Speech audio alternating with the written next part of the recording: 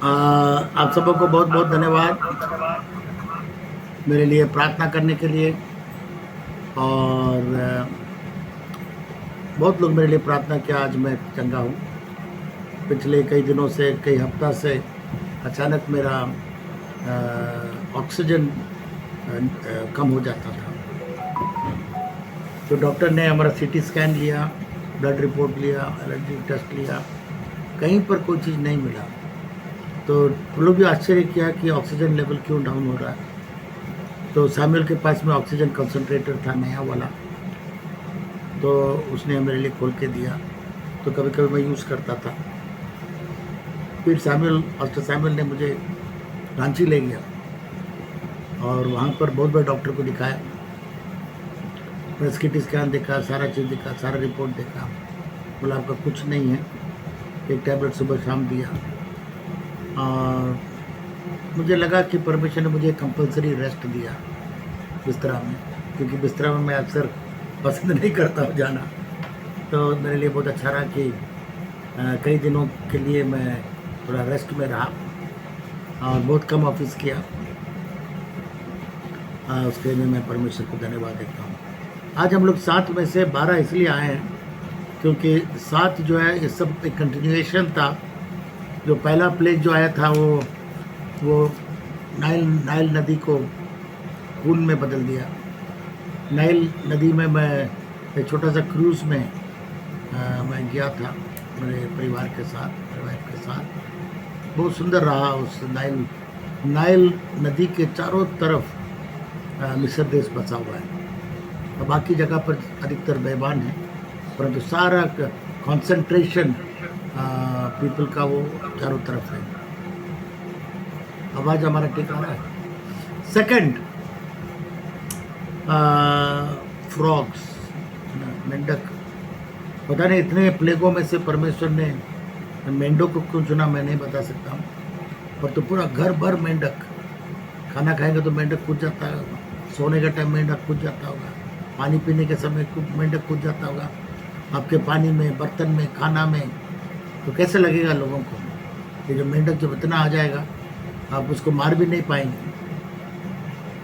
इतना फैल गया। वो भी एक प्लेग की तरह। आज जो हम लोग के बीच में इस वायरस जो आया था इस बार, कोविड, ये भी एक प्लेग था और ये भी प्लेग था। और उसके बाद तीसरा, परमेश्वर जब उसने नहीं छोड़ा, परमेश्वर पहले ही बोल दिया था कि तुमको अरुण छोड़ेगा नहीं लास्ट तक, जब तक 10वां प्लेग नहीं आएगा, 10वां मुसीबत नहीं आएगा, तब तक नहीं छोड़ूंगा और मैं उसका हृदय को कठोर करूँगा। परमेश्वर जान करके उसका हृदय को कठोर कर रहा था, क्योंकि परमेश्वर को प्रकट करना था कि सारे प्लेगों से कि परमेश्वर कौन है। सिर्फ एक तो दो तो होता है तो शायद वो इनकार कर देता और परमेश्वर पर विश्वास भी नहीं करता, मूसा पर विश्वास नहीं करता। चौथा मुरेन आया जिसमें बहुत सारे जानवर लोग मर गए, उस बीमारी से मर गए। छठवां प्लेग जो आया उसमें शरीर में बॉयल्स हो गए, बॉयल्स और प्लेग्स, बाइबल के अंदर में लिखा हुआ है। फोड़ा और एक प्रकार का कुत्ती सब निकलने लगा। उससे फिर मूसा ने प्रार्थना किया, परमेश्वर ने उसमें से शिफा दिया। 7वां आया पीड़ा या प्लेग, ओले गिरने लगे। ओले में बहुत सारे लोग जो बाहर थे सब मर गए। बाइबल में लिखा हुआ है कि अंतिम दिन में 1 मन का ओले गिरेगा। 1 मन का ओले गिरेगा। 1 मन मेरे ख्याल से 40 kg होता है।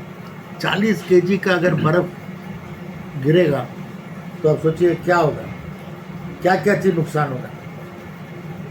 एक बार एक भाई का कार हम लोग का कैंपस में था, तो उस समय ओले गिरे थे और ओले उसका कार पूरा दाग कर दिया।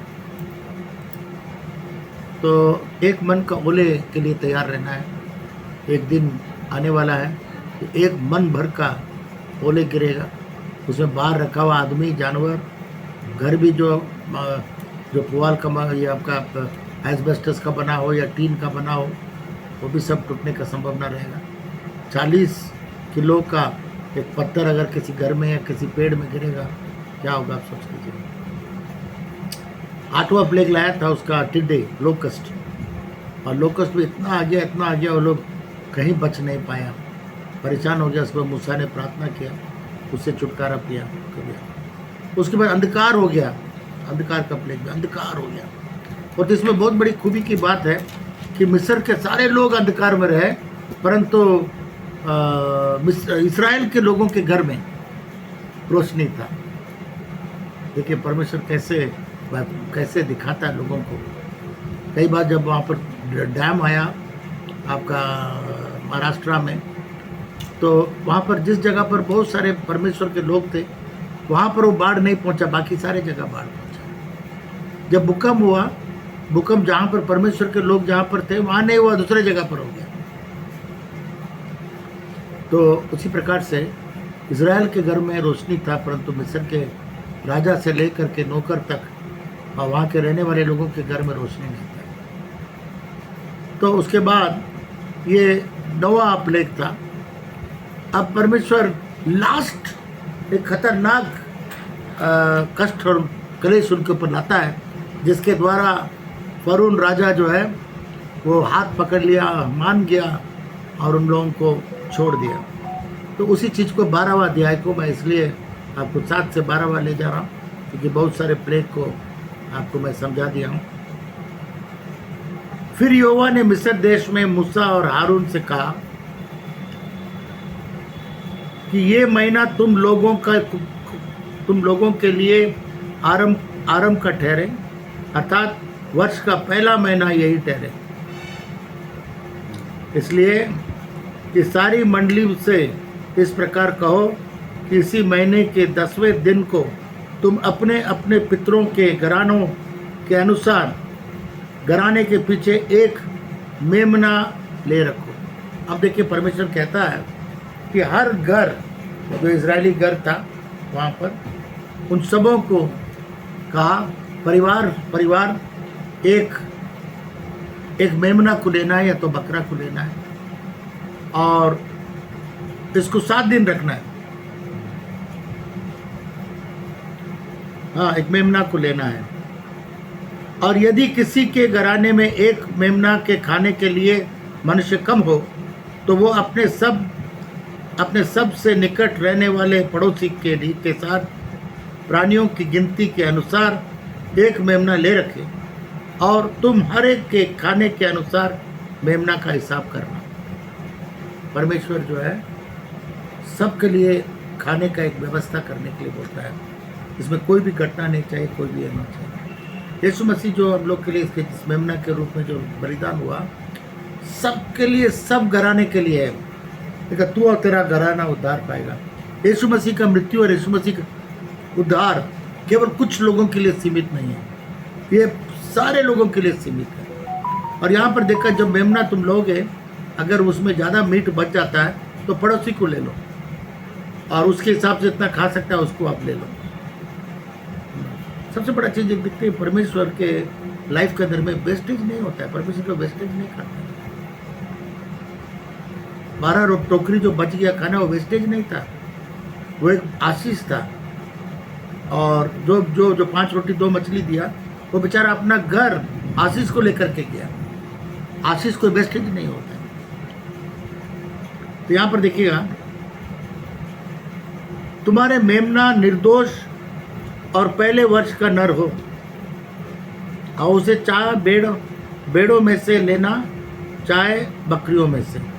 तुम्हारे मेमना निर्दोष और पहला वर्ष का नर हो, तो मतलब पहलाटा हो, जो पहला वर्ष का जो बच्चा हो उसको लेना हो, और उसके अंदर में किसी प्रकार का दोष नहीं होना चाहिए। दोष नहीं, इंग्लिश में लिखा हुआ है, your lamp shall be without blemish. Blemish का मतलब एक पैर नहीं है, एक आंख नहीं है, एक कान नहीं है। या ऐसा होता है ना, कभी बच्चे जानवर भी पैदा हो जाते हैं, कुछ अंग उनका मिसिंग है। आदमी ये भी देखेगा कि एक उंगली ज़्यादा होगा, एक उंगली कम होगा, तो इसको बोलता है ब्लेमिश। कोई भी दोष नहीं होना चाहिए। ऐसा मेमना या बकरा को लेना है, जो परमेश्वर का जो सेवा करने के लिए। आज क्या करते हैं लोग, माँ बाप लोग देखते हैं ये बच्चा जो है लेड़ा है, पढ़ नहीं सकता है, फेल होते जा रहा है, 9th क्लास में फेल हो गया, 8th क्लास में फेल हो गया, उसको ले जा करके बाइबल स्कूल भेज देगा, पास्टर के पास जाएगा, पास्टर इसको बाइबल स्कूल भेज दीजिए, पढ़ता उड़ता ही नहीं, जो पढ़ता नहीं है, जो बेकार है, जो लेड़ा है, उसको बाइबल स्कूल भेज दीजिए परमेश्वर का सेवा के। और जो अच्छा बच्चा है उसको इंजीनियर बनाओ, उसको डॉक्टर बनाओ। आप परमेश्वर के लिए निर्दोष वाला, दोष वाला, ब्लेमिश वाला को भेज दो, जिसका कोई अक्ल नहीं। हो सकता है परमेश्वर उसको भी चुन लेता है, वो अलग बात है, परंतु अक्सर मैं देखता हूँ घर घर में जो ज़्यादा पढ़ा लिखा नहीं है, जो पढ़ नहीं सकता है, जो कमज़ोर है, उसको सेवा में भेज दिए, और अच्छा को बोले कभी नहीं सेवा में ला करके देगा।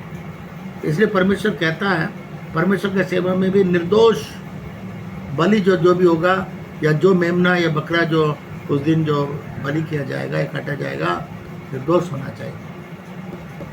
चंदा का बैग में भी देखिएगा, कई बार लोग क्या करें, जो पैसा कहीं चलेगा नहीं वो वाला पैसा चंदा में डाल दें, जो नोट फटा फुटा है, जो नहीं चलेगा उसको चंदा में डाल दें। कई बार हम लोग का लोग जब चंदा गिनती करते देखे, वहाँ पर जो नोट नहीं चलता है, जो रुपया जो कॉइन नहीं चलता है, वो सब डाल दें। कभी भी ऐसा चीज़ परमेश्वर को मत दीजिए। दाऊद ने कहा, जो चीज़ मुझे कोई बिना कीमत का चीज़ मैं परमेश्वर को नहीं देना चाहता,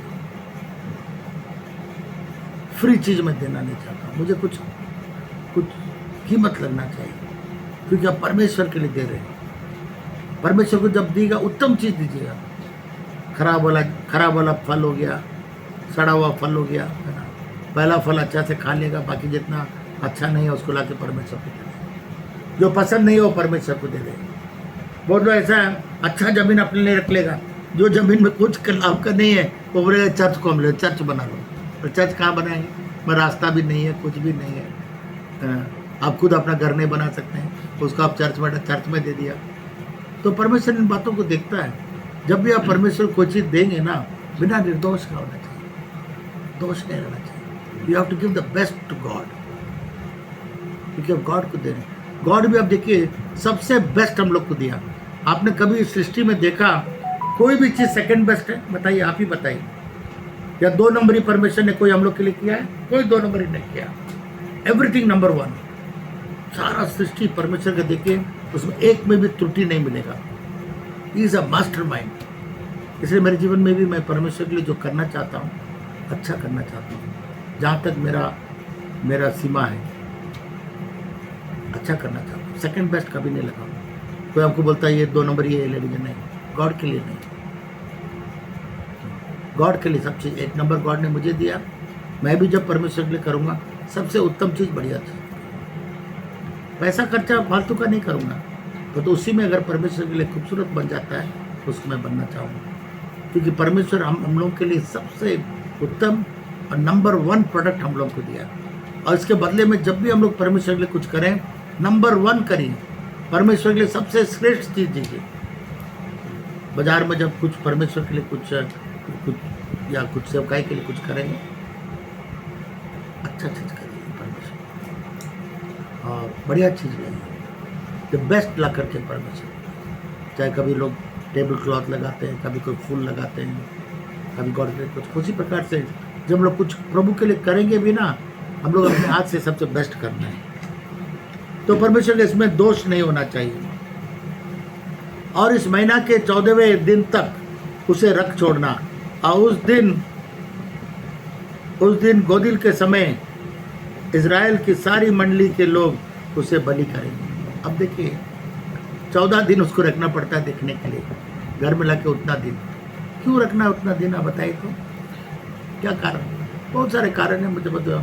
एक कारण मैं आपको बताऊंगा कि अगर वो बीमार है तो उतना दिन में मर जाए। कई बार ऐसा बीमार लोग को बीमार बकरी देखेगा मरने वाला है, जाके चर्च में दे देगा, पास्टर को दे देगा। उसके घर में मालूम हो गया कितना दिन में वो मरने वाला है, कितना दिन में वो मरने वाला है, तो उसको ला के घर में दे। तो उतना दिन में वो अगर मरने की बात होता है तो उतना दिन वो मर भी जाएगा। हमको एक आदमी खरगोश दिया, और वो खरगोश इतना कमज़ोर था, कुछ दिन के बाद में देखते बोलते खरगोश कुछ गड़बड़ है, देखा कुछ दिन के बाद में अपने ही मर गया। तो कई बार लोग देखेंगे जो बीमार उमार है उसी को जल्दी उठा के दे देंगे, जाओ। और कहाँ देना है, पास्टर को जा देते। पास्टर सब कुछ खाने के लिए तैयार, और कुछ दिन रखना चाहिए, 14 दिन रखिए, देखिए मर जाएगा तो बटका anyway. So and then we have to sacrifice, हम लोग को बलि देने के लिए वो बोलता है। और क्या कहता है, तब वो उसके लहू में से कुछ, तब वे उसके लहू में से कुछ लेकर जिन घरों में मेमनों को खाएंगे उनके द्वार के दोनों अलंगों और चौखट के सिर पर लगाए। देखिए बहुत इंपॉर्टेंट है। परमेश्वर कहता है आपका वचन हम लोग का माथा में रहना चाहिए, हम लोग का चौखट में होना चाहिए, हम लोग का दीवार में होना चाहिए परमेश्वर का वचन। तो उसी प्रकार से ये जो खून जो है उस समय ये मेमना या बकरा को जो ये लोग बलि चढ़ाएगा, तो उस खून को वो लोग झाड़ी में ले करके चौखट के दोनों तरफ और ऊपर में एक खून को लगा। ये खून इसलिए लगाता है ताकि लोगों को मालूम होगा कि ये घर इस मेमने के खून के अंदर में आ गया, जैसा परमेश्वर ने इन लोग को आज्ञा दिया है। और इस घर के अंदर में किसी प्रकार का मौत नहीं आएगा। दोनों द्वार, door covered under the blood. आप भी देखिएगा जब भी कहीं जाएगा आप, आपके घर में परमेश्वर के लहू को लगाएगा, नया घर बनाएगा, आपके चौखट में परमेश्वर के वचन को लगाएगा, प्रार्थना करेगा, विश्वास के साथ लहू को लगाएगा। आज भी देखिएगा बहुत सारे लोग वहाँ पर सिंदूर लगा देता है, सब दरवाजे पर, चौखट में, चारा चौखट में चलता है। पर तो ये इब्रानियों के समय पर है, जब इजरायलियों के समय पर है, जब वे लोग मिस्र में से निकल रहे थे, तो वे लोग मेमना का खून को उस चौखट के ऊपर में लगाए। और उसके बाद परमेश्वर ने कहा उसको खाने के लिए। और ये खून के बारे में मैं आपको बताऊंगा, ये एक नमूना है, एक पैरेलल है कि यीशु मसीह भी हम लोग के लिए बलि होने वाला है, हम लोग के पापों के लिए बलि होने वाला है। और उसका लहू हम लोग के लिए बहुमूल्य लहू है। उसके लहू को जब हम लोग छिड़काते हैं, उसके लहू में हम लोग धुल जाते हैं, उसके लहू को जब हम पीते हैं, तो हम लोग परमेश्वर का पुत्र हम लोग के अंदर आ जाता है। शैतान का हरकत उसको पार नहीं कर सकता है। आज भी यीशु मसीह का लहू पार नहीं कर सकता है। यीशु मसीह का लहू जब हम लोग अपने घर में, चौखट में, बच्चों में विश्वास के साथ लगा देंगे, तो शैतान आकर के छू नहीं सकता है। एक पास्टर था चेन्नई में जो हम लोग का बोर्ड में था, पास्टर दयानंद। तो वो गांव में जाके प्रचार करता था, और वहाँ के जितने भी लोग थे वे लोग बोला कि इसको हम लोग प्रचार करने नहीं देंगे। तो बहुत बड़ा मंत्र वाला के पास गया, ओजा टोना वाला के पास, और बोला इस पास्टर को आप किसी तरीके से मरवा दीजिएगा, ये हम लोग के गांव में आके प्रचार कर रहा है, बहुत सारा विश्वासी हो गया है और बहुत मजबूत मंडली हो गया है। तो जादू करने वाला वो बहुत वहाँ का फेमस जादूगर था, बहुत ओजा टोना में बहुत फेमस था, विचक्राफ्ट जानता था। और उसने उसको मंत्र मारा, और उसके हाथ में जो दुष्ट आत्माएं थी उसको भेजा, जाओ पास्टर दयानंद को मार के आओ। वो लोग आया, देखा, वापस आ गया। सेकंड टाइम उसको और ताकत बना के, उसको और पावरफुल बना करके बोला जाओ इस किसी तरीके से मार के आओ, फिर वापस आ गया। जब तीसरा बार उसको और मजबूत करके जो भेज रहा था दुष्ट आत्माओं को, तो दुष्ट आत्मा बोलने लगा कि आपको मालूम है उसके चारों तरफ यीशु मसीह का खून है, वो आग के समान है, और हम लोग उसको पार कर नहीं सकते, पार करेंगे तो हम लोग जल जाएंगे। अगर तुम तीसरा बार हमको भेजने का कोशिश करेगा, तुमको मैं खत्म कर दूंगा। इतना पावरफुल है यीशु मसीह का खून। इसलिए मेरे प्रिय मित्रों, हमेशा प्रभु यीशु मसीह का खून को लगाइए प्रार्थना के द्वारा, बच्चों पर, घर पर, चौखट पर, आपके मैदान पर। शैतान कभी क्रॉस नहीं कर सकते दोस्तों, शैतान कभी क्रॉस नहीं कर सकता है। एक बहुत बड़ा प्रभु का दास था, डॉक्टर था, और वो चेन्नई में, साउथ इंडिया में रहता था, और वो जाके दुष्ट आत्माओं को निकालता था। बहुत दुष्ट आत्मा सब चिल्ला उठता था, और उसमें से यीशु मसीह के नाम से निकालता था। पर तो जब वो निकालने के लिए जाता था और वापस आता था, उसके घर में बच्चे लोग बीमार हो जाते थे, घर बीमार हो जाता है। तो एक प्रचारनी के पास गया और बोला देखिए ना, जब मैं दुष्ट आत्मा को निकालने जाता हूँ वहाँ पर बड़े दुष्ट आत्मा सब निकलती हैं, जब मैं वापस आता हूँ मेरे बीवी बच्चा सब बीमार हो जाता है। तो बच्चा निकल इसलिए बीमार होता है, तुम अपने बच्चों को जाने के टाइम यीशु मसीह के लहू के अंदर छिपा के नहीं गया। जब भी दुष्ट आत्मा निकालने जाओगा, प्रार्थना करने जाओगा, बाजार भी करने जाओगा, अपना घर को, अपने बच्चों को सब खून के अंदर छिपाओ, यीशु मसीह का खून के अंदर छिपाओ। और अब देखिए शैतान उसको पार नहीं कर सकता। जब इन लोगों ने जब इस्राएल लोगों ने जब खून को लगा दिया और जब परमेश्वर अपने वहाँ पर उन लोग को दंड करने के लिए, उनका न्याय करने के लिए और उनको नाश करने के लिए जो भेजा स्वर्गदूत को, मृत्यु का स्वर्गदूत को भेजा, जहाँ जहाँ देखा कि खून लगा हुआ है चौखट में, वो अंदर नहीं आ पाया। बाहर में जितने लोग जिसके घर में खून नहीं था, उनके घर में पहलोठा मर गया। आप जानते हैं वहाँ उस जमाने में भी मिस्र के लोग इन लोगों के सारे बच्चों को मार रहे थे, पहलोठों को मार रहे थे ना। कितना पहलोठा मर गया, कितना लाखों के इसमें पहलोठा मर गया होगा। अब परमेश्वर उसका बदला दे रहा है, क्योंकि बाइबल में लिखा हुआ है बदला लेना परमेश्वर का काम है। अभी उन्होंने कहा जिसके घर में वो खून मेमना का खून चौखट में नहीं होगा, उसका घर का पहलोठा चाहे आदमी हो जानवर हो मर जाए। देखिए, पर तो उसके पहले ये भी कहता है, उसको इंस्ट्रक्शन दिया है, और जो मीट जो बच जाता है उसको खाना है, और उसको कुछ कड़वा सब्जी के साथ है, जड़ी बूटी के साथ खाना है। हर मतलब पालक है, उसको हर बोला जाता है, उसके साथ खाना, कड़वा को खाने के लिए। कभी आपने सोचा कि इसको परमेश्वर ने कड़वा के साथ खाने के लिए क्यों बोला? मैं बहुत सारे देश में गया, हर देश में एक कड़वा चीज़ है जो लोग पसंद करते हैं। इंडिया में अब देखिए करेला बड़ा पसंद है, करेला बड़ा अच्छा लगता है। वो तो करेला जो मेहमान आएगा तो उसको करेला नहीं देता है, लोगों से कड़वा है इसलिए नहीं देंगे। वो तो करेला बहुत टेस्टी चीज़ होता है, बिटर रहता है, किसी और को दीजिएगा वो अच्छा नहीं लगेगा। तो इंडिया के लोग बड़ा पसंद करते हैं। उसी प्रकार के स्वीडन में कड़वा चीज़ है, बहुत पसंद करता है। तो उसी प्रकार हर देश में कड़वा चीज़ है जो लोग पसंद करते हैं। और हर देश में एक ऐसा खराब महक है, बदबू है, उसको लोग पसंद करते हैं। इंडिया में जो सूखा मछली जो है, दक्षिण भारत में सूखा मछली खूब बिकता है, बहुत महंगा भी है और बहुत टेस्टी भी है, बहुत लोग प्यार से पसंद भी करता है। पर तो उसको घर में बनाएगा तो बहुत दूर तक उसका महक आएगा, बहुत सारे लोग घर में नहीं आएंगे, इतना खराब बदबू आएगा, वो खाने में बड़ा स्वादिष्ट है। उसी तरीके से आपका जब मैं मलेशिया गया था, वहाँ पर भी एक फल है, वो फल इतना खराब बदबू है, वो तो खाने में बहुत मीठा है, बहुत मीठा है। तो हर जगह पर अपना अपना। यहाँ पर यीशु मसीह जब क्रूस पर था, उसको जब सिरका पिलाया गया, कड़वा सिरका, वो भी कड़वा था, पानी मांगा तो उसको सिरका पिला दिया गया। एक तरह से नमूना की यादगारी है, यीशु मसीह ने पानी मांगा, उसकी जगह पर उसको सिरका मिला, कड़वा हो गया। और उसके साथ में लिखा हुआ खमीर वाला रोटी नहीं खाना है। खमीर वाला रोटी, खमीर क्या होता है? खमीर होता है आपका ईस्ट, जो आप खमीर को डालते हैं किसी भी रोटी में, आटा में फूल जाता है। नान बनाने के लिए आपको खमीर डालना पड़ेगा। कई बार खमीर आपको दही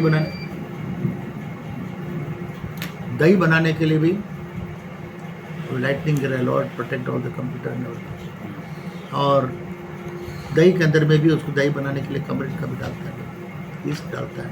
केक बनाने के लिए ईस्ट डालता है, फूल जाता है, वो बड़ा बन जाता है, बड़ा सॉफ्ट बन जाता है।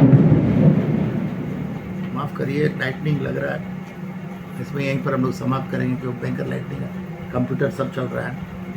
तो उसको उसमें डाला जाता है। पर तो उसके बारे में हम बताएंगे, खमीर के बारे में हम आपको बताएंगे, उस खाने के बारे में भी आपको नेक्स्ट यूथ ओरिएंटेशन में बताऊंगा। अभी लाइटनिंग आ रहा है, कंप्यूटर सब ऑन है। पिछले हफ्ता हम कंप्यूटर ऑन रखे थे तो मेरा मदरबोर्ड में बहुत सारा पोर्ट डैमेज कर दिया। तो प्रभु आपको आशीष दे। अगले बृहस्पतिवार को यूथ ओरिएंटेशन में हम लोग मुलाकात करें। जय मसीह।